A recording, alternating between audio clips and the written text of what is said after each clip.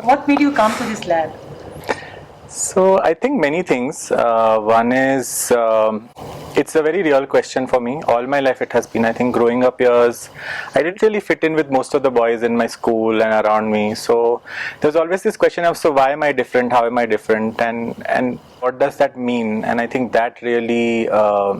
I think the seeds were sown then, but and as you grow up, some of these things only get further reinforced. So I'm also very deeply in touch with all the violence that's happening in the world around us, and how often it is towards women from men, and what does that mean, and trying to make sense of all of that and not being really able to. So it's just combining what's happening around and what's happening inside, and really looking for a space where people who really want to work with this can actually create a dialogue was really why I came. I think delving into these questions really generates a lot of tensions, creates a lot of dilemmas, creates a lot of conflict, and yet without doing that you can't really engage with this.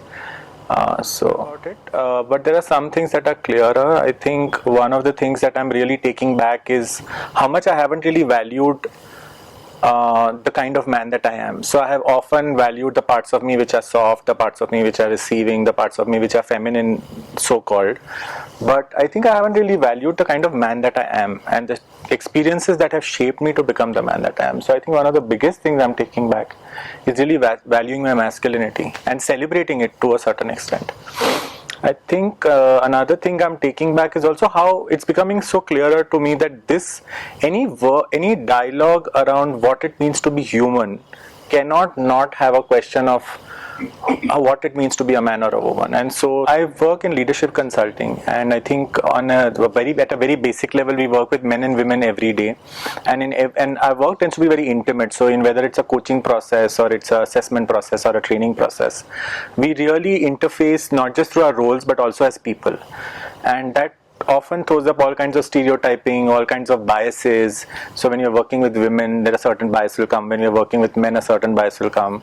I think even if we see ourselves as the coaches and facilitators, if we don't really know where we are coming from as men and women, we often are doing something in the room which has a certain impact and we are not aware of it. But in terms of specifically the gender context, I'm also a part of the gender and diversity think tank in my firm, and we are constantly looking at, so what does it really mean? And one of our dissatisfactions with working with the corporate space is that a lot of this work is very external. So it's like fixed policies, fixed infrastructure, and I think that's a good start point because it's a hygiene of creating a certain level of inclusion and diversity in an organization, but it stops there. And the introspective perspective, which is how do I hold diversity within, what kind of differences do I see in myself, and how do I celebrate either in others or exclude, and delving into that question is really, really hard for the corporate space, at least, which is where we do predominantly our work. And I think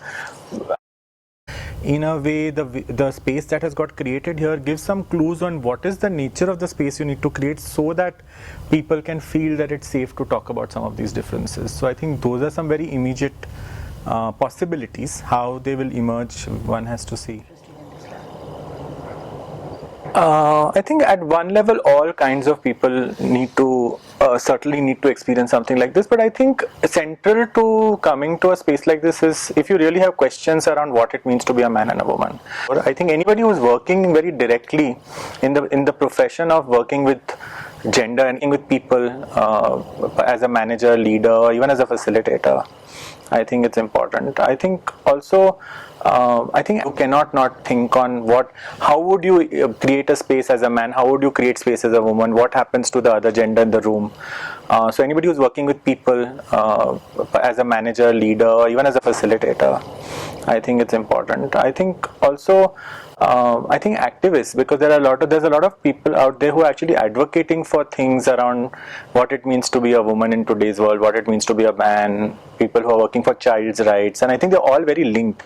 So anybody even working in the activist space could really, really benefit from this experience.